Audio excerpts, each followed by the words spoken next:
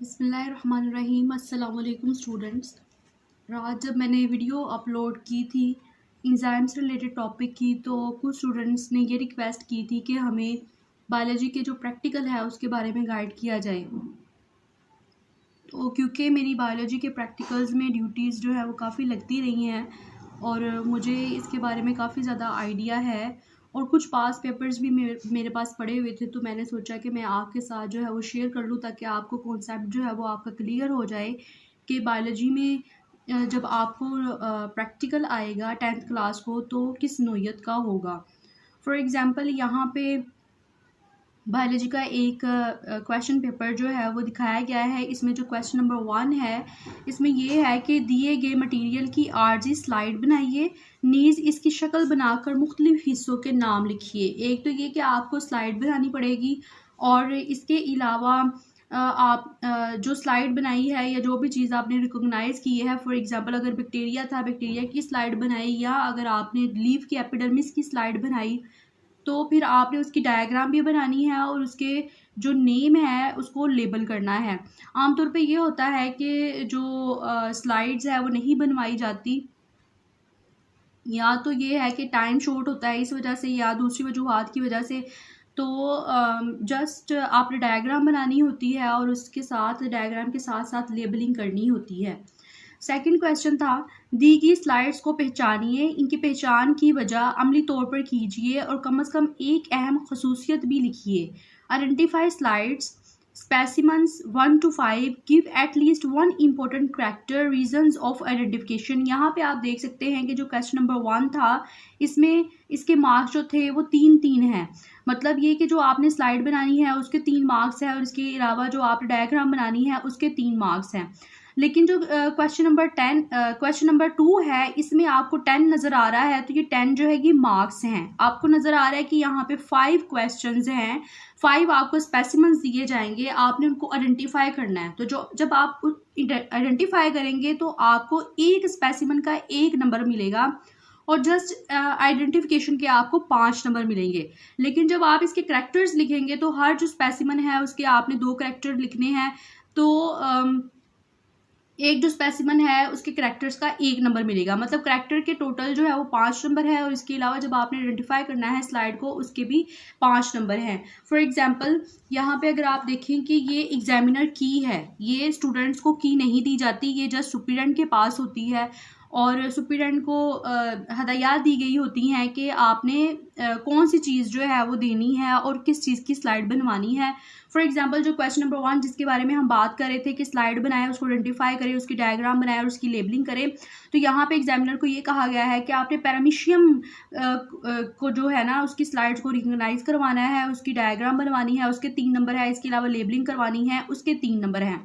Next जो हम question number 2 discuss कर रहे थे, क्वेश्चन नंबर 2 में हमें जो स्पेसिमेंस कहा गया था कि उसको आइडेंटिफाई करना है। आइडेंटिफाई की देखिए यहाँ पे आइडेंटिफाई है 1 into 5, इसके 5 नंबर है। इसके अलावा रीजनिंग, मतलब आपने जब करैक्टर लिखने हैं तो उसके भी 5 नंबर हैं, तो टोटल 10 नंबर आ जाएंगे। अब यहाँ पे स्पेसिमेन हम नोट कर लेते हैं कौन कौन से आए हैं।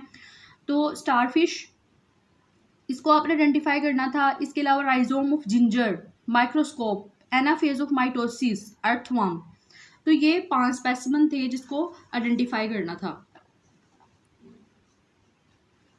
क्वेश्चन नंबर 3 पे आ जाते हैं। क्वेश्चन नंबर 3 है, perform and show one experiment to the examiner allotted to you out of the following, write down its procedure, write down its material and apparatus, make a labelled sketch of the experimental setup, write down your observation and conclusions. आपने ये चीज़ें लिखनी है, आपने material and apparatus लिखना है, इसके अलावा प्रोसीजर लिखना है, इसके अलावा ऑब्जर्वेशंस एंड कैलकुलेशंस लिखनी है। और यहाँ पे 2 आपको क्वेश्चंस आएंगे, इन दोनों क्वेश्चंस में से आपने एक करना है जो भी आपको एग्जामिनर ने कह दिया। ये आप अपनी मर्जी से नहीं कर सकते, बल्कि जो एग्जामिनर आपको अलॉट करेगा आपने वो वाला एक्सपेरिमेंट करना है। फॉर एग्जाम्पल जो पहला है, ये विद द हेल्प मॉडल और chart study the different stages of mitosis.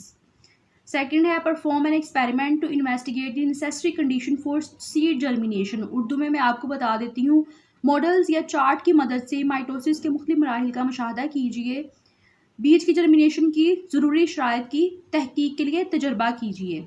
इसके अलावा जो वाइवा है, इसके आपको 3 नंबर मिलेंगे। प्रैक्टिकल नोटबुक है, इसके आपको 3 नंबर मिलेंगे। और ये जो एक्सपेरिमेंट है इसके 8 नंबर हैं। तो टोटल ये कुल मिला के 30 नंबर बन जाएंगे।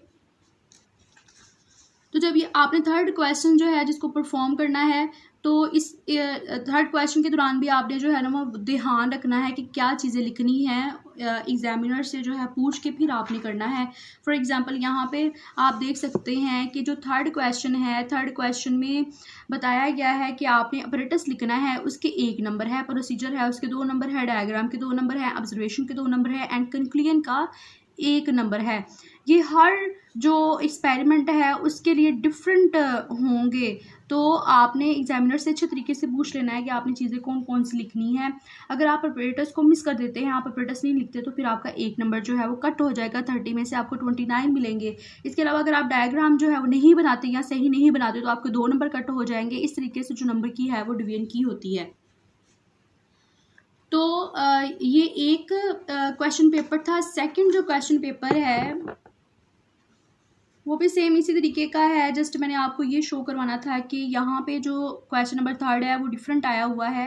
तजुर्बे की मदद से साबित कीजिए कि फोटोसिंथेसिस के लिए क्लोरोफिल ज़रूरी है। With the help of experiment prove that chlorophyll is necessary for photosynthesis.